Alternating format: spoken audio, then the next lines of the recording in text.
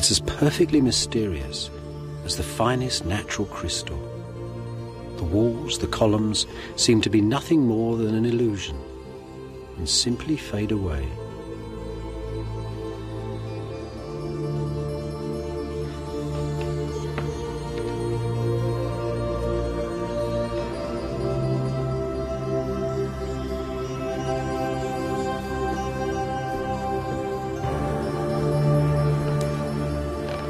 Just look at that great big glorious dome, like a huge melon, divided into 16 sections and held by 8 wonderful swinging arches on those extraordinary V-shaped pillars and 28 columns through the church.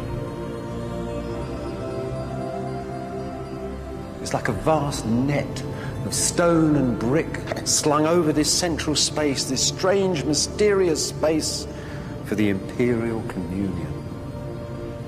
It's a wonderful piece of architecture, and it solved all sorts of problems that you can't even see.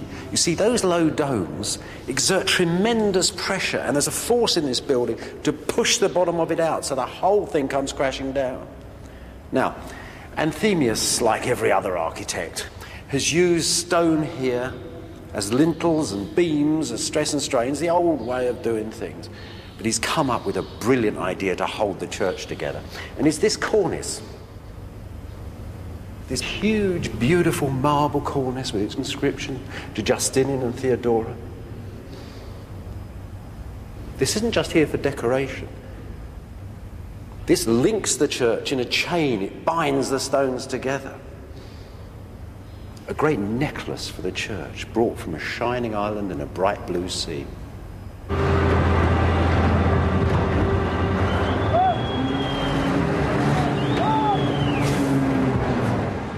Throughout Justinian's long reign, the Marmara quarries were hard at work, shipping stone for a new crop of imperial churches. This was building on a grand scale, churches for every country in the empire. But the biggest of them all was a new church for the imperial communion at Constantinople. For this, the quarry masters were cutting larger and yet larger versions of Anthemius's clever interlocking cornice. Here's a piece of one of those stone chains under construction. And here's its secret. Each block was held to the next block by a great iron bracket held in lead that ran between the two stones. Anthemius's engineers use rather a lot of iron in their buildings. It's part of a whole new series of techniques that allow them to think more daringly, more bravely than any other architects had done before. Above all, it enabled Justinian himself to have the ambition to conceive of the greatest dome the world has ever seen. Such mysterious cargoes, such magic marbles from across the empire, now sailed the seas and came to the holy city of Byzantium to be gathered up upon the site of the imperial communion. This is the finished dream, the tense climax of all of ancient engineering. A lively frame, built with prayer and pragmatism to hold the largest dome the world had ever seen. This, though, is just the outside of a sacred theatre. Inside, a forest of columns rises up in ecstasy. The walls, glass and gold and marble, light and dark, insubstantial and illusory, seem to simply fade away.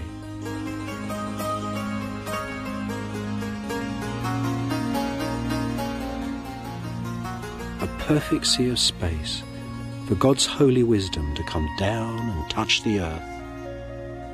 A perfect theatre for the anthems of Byzantium. Lo, the lords of heaven and earth have come.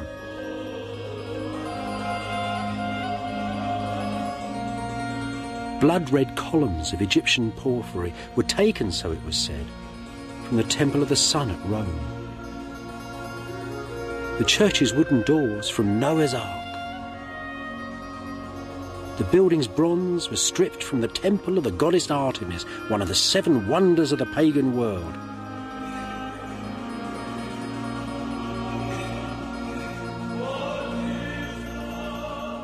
No wonder that the building has itself become a legend.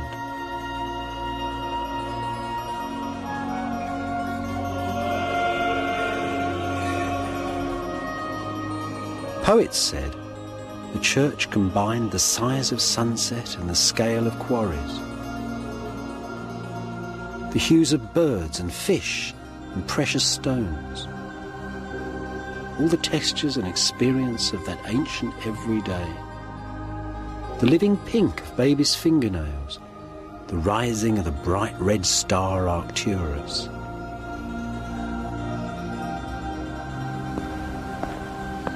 In Byzantine, in Greek, this church was called the Church of Hagia Sophia, the Church of Holy Wisdom.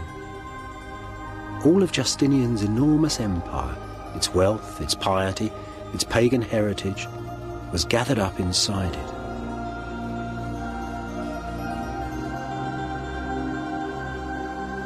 Throughout the next 9 centuries, this vast old building stood right at the centre of Byzantium, a symbol of its true destiny on earth.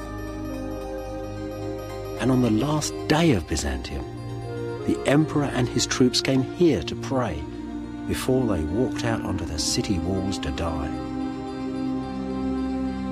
For these were the vaults that held the dream that was Byzantium.